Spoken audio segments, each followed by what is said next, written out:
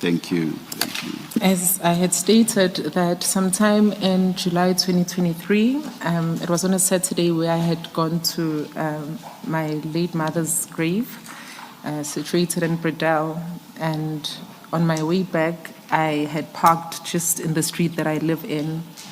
I had a neighbor who was sitting on the passenger seat when three accosters, came to the vehicle that I was driving. The one came onto the driver's side. The one sat behind me at behind the driver's seat, and the one had caught in, or rather closed in, the passenger that was sitting on the side. And after seeing that firearm, and when you work with firearm, you think that you have it under control up until it happens to you. So he cocks a firearm, points at me, and then he reaches to switch off the ignition, but he cannot because it is those push start button vehicles. And he instructs me right then, go to Cimi Moto. Cimi Moto meaning switch off the car. I'm very confused. I'm puzzled as to what is happening. Am I being mugged? Are they taking something? What is it that they want these people? So the three guys, the one that was sitting on the passenger side, they then take him to place him at the back seat. And I'm now being shoved to sit on the passenger seat where the one that had cocked the firearm initially then gets onto the driver's seat. They then drive off with us, but in the vehicle there's only four of us. As to where the third person had gone, probably back to the vehicle that they had came in. And so they drive the car past my house, and the entire time, things being said, it's things that, they would want information on the phone. It's things that, I'm a problem at work. I'm wondering as to say, how am I a problem at work?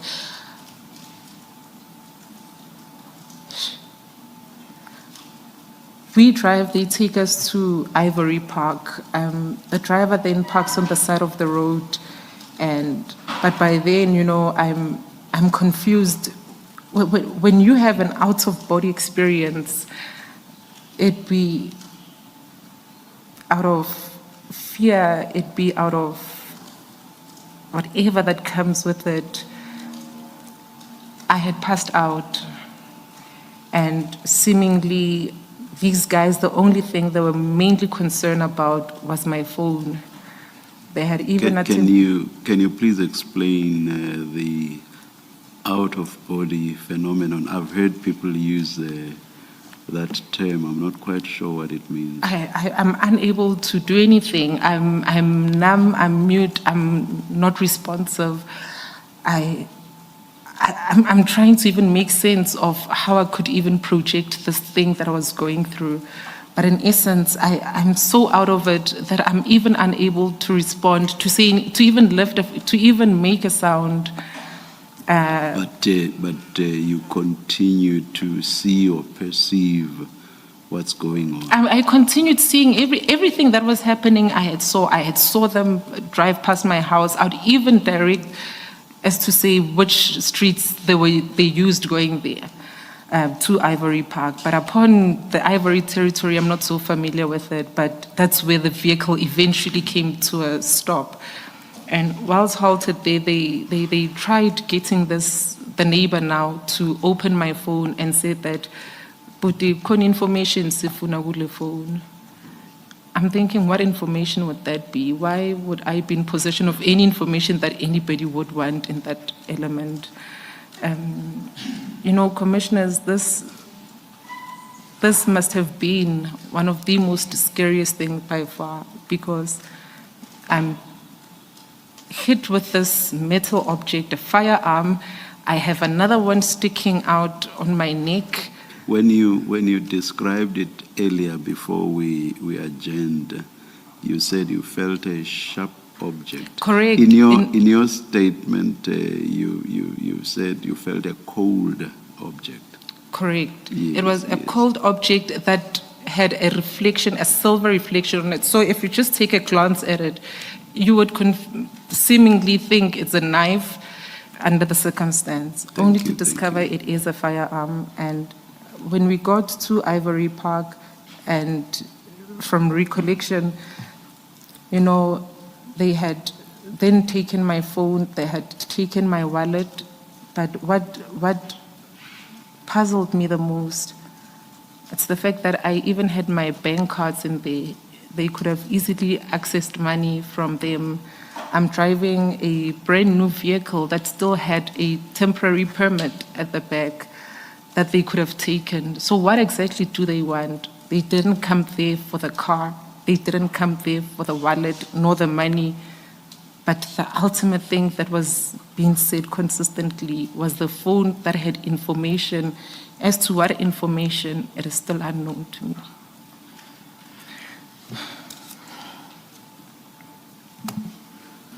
Thank you, Colonel. Perhaps you could continue from paragraph 55 and discuss what happened thereafter.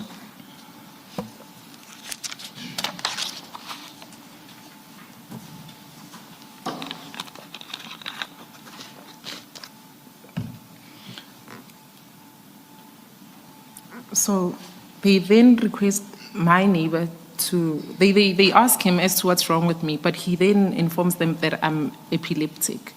So the one had already exited the vehicle, so they instruct him to then come around and drive me to hospital. And he managed to move the vehicle slightly off. He's not much of a driver himself, but just to attempt in getting us away from it. And we then drove straight to home because my phone is gone, my bank cards are gone. The one thing that I would put as a priority, it is the stoppage of the bank cards. Upon getting home, I was able to access the phone, one of the relatives. I then called a friend who I'd given my ID number to say, please call Standard Bank, call Capitec, that you block my cards. And I then moved from home with the guy. We went to the Rabasoto police station. Whilst at the police station, I'm registering this case of kidnapping and, being pointed with firearm and theft, robbery.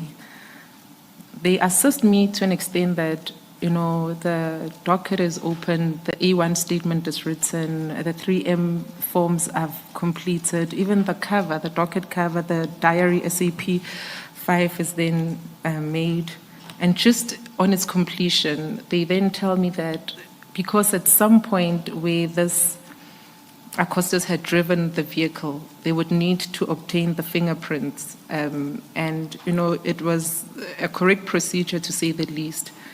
But what had been a bit of a hindrance for me, commissioners, is this vehicle doesn't even belong to me. What they had wanted to do is they had wanted to take this vehicle and take it to their pounds, maybe between Van Rijn or even Eriton for that matter. I'm privileged by virtue of being a law enforcement agent to know exactly what happens at those pounds. A new vehicle coming in, coming out, it would be having certain parts gone, certain things removed from it. How am I then liable to things that wasn't my own making? I think it is the only thing that had directed me, or rather pushed me not to want to give in the vehicle for further processing. But I further suggested to the station and the guy that was assisting me, the officer that was taking the statement, to say, I do not mind if the LCRC is called to the station, that they process and take fingerprints at the station. But what would be a challenge for me, it would be that which would allow the vehicle to be taken to the SAPS 13 and be kept at their pound over a certain period due to the theft that happens there. And sorry, Colonel, what is the LCRC? The local criminal register record, the LCR, the criminal register, the local criminal register record, yes.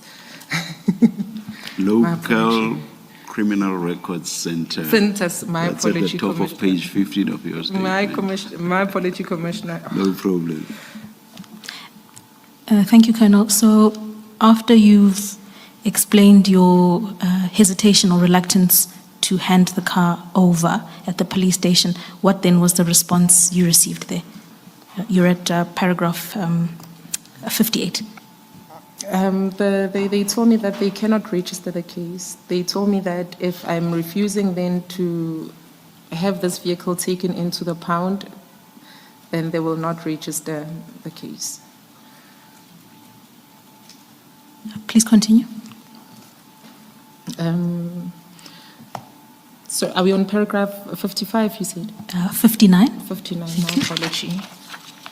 So Maybe before you do that, Colonel Thepa, before this incident, had you ever had any incidents, negative incidents that relate to the performance of your functions? absolutely not, Commissioner, absolutely not. In my 16 years of experience working as an officer, I have never been in any altercation, any physical thing that would amount to this, that I'm further handled, for lack of a better word. Thank you. I'm just trying to think, and I'll mention personal experiences. You know, when you used to have those detachable radios in cars, on one occasion that was stolen from my car, the police came to my house and did that dusting up thing and all that to take fingerprints. And You know, there was a second incident also involving my car. I forget what that was about. Again, the police came to my house and again took the fingerprints at my house. I'm just trying to understand why the police could not have gone to wherever the car was to do this, or have things since changed? Commissioner, it's still a confusing element for me, because as a law enforcement, in my existence within the EMPD, in execution of my duties, I would recover vehicles. Part of the recovery would be summoning the LCRC, having a photographer come out to the scene, unless it would be with unfavorable weather conditions, that then they would request that, it be done at the station or even at the pound. But under no circumstance would they then say, let's take this vehicle to an SAP 13 pound for processing, whereas I know in my personal capacity that, these people do come out to the scene. And it wasn't even an instruction being given. It was a humble request to the SAPS and saying, please, the vehicle doesn't belong to me. If it can be processed at the station, I don't even mind waiting. I will do just that. But seemingly that wasn't the case. Thank you, Chairperson. So, in that last paragraph, last sentence at paragraph 58, you say they declined to register the case at that point, even though the docket was completed. Can you just speak to that a little bit?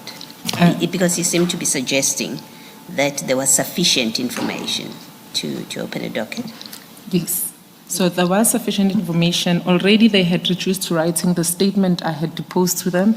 And the fact that, here's an A1 statement that is existing. Here are the preamble statements, the diary that gets inserted into the docket, the nature of the crime that has been created, the elements thereof. But the only thing that was now a bone of contention was the physical object that they needed to impound. The docket was literally complete, Commissioner. I would believe that from that point, it would have gone to somebody for perusal, maybe a colonel of a captain of some sort, for perusal and just oathing, and then it was ready for processing. Do you mention this in your statement, this which you've just spoken to now? Do you mention it because there's a particular point you want to make? And maybe let me ask it as a form of a question. that is it possible that you had this experience because the police officer that was assisting you may not have known that they could call the LCRC to come to the place, or do you think there was more to it? And if there was more to it, what is it and why do you think so? I honestly suspect that the officer wasn't courteous enough to even attempt. Had there been such an act on his part, he would have then made further inquiries to the colleagues that he works with, or even maybe just checked with a station commander as to the extent to which they would assist in this regard.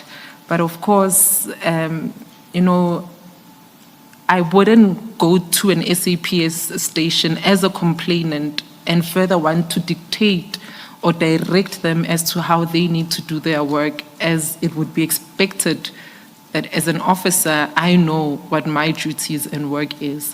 So I didn't want to project that in approaching them and say, but I know that LCRC could come. But I had recovered vehicles previously where LCRC could come and ABC. So it was really one of those that I just choose not to read too much into it.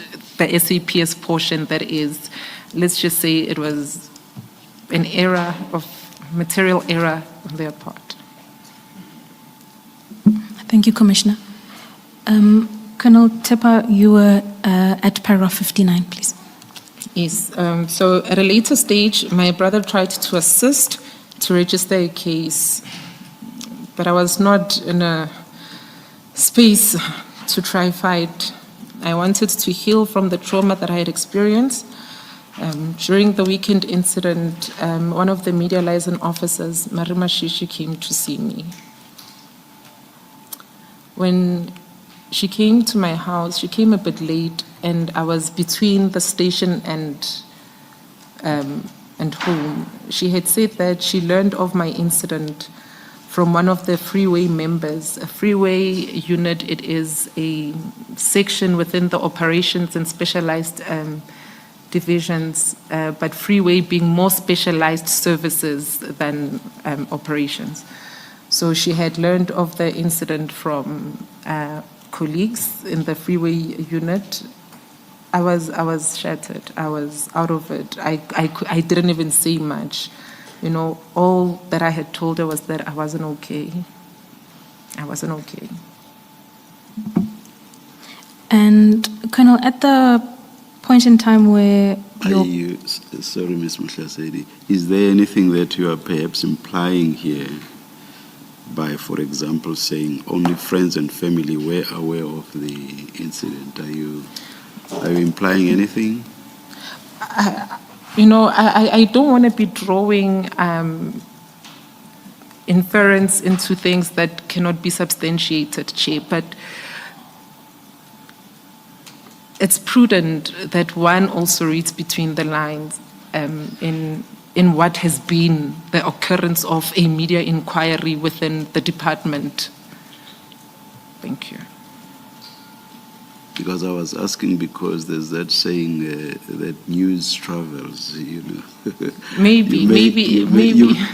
You may only have been aware of friends and family. Perhaps, but, the friends and family also have friends and families elsewhere. That's correct, Commissioner.